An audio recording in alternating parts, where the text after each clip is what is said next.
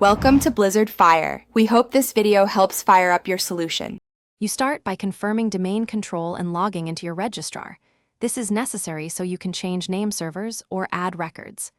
Once logged in, open your DNS provider dashboard because some providers require switching name servers while others allow delegated records.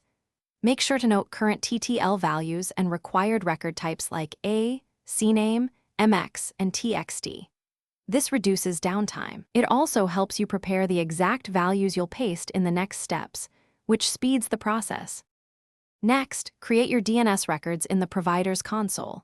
Add a records pointing to IP4 addresses and use CNAME for subdomain aliases because that keeps management simple.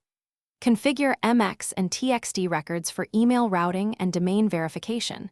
Make sure priority values for MX are correct. Once added, double-check syntax and avoid duplicate or conflicting records, since mistakes cause resolution errors. Save changes and note propagation behavior. Depending on TTL, DNS updates take minutes to hours, so plan accordingly. Finally, verify your setup by querying public DNS.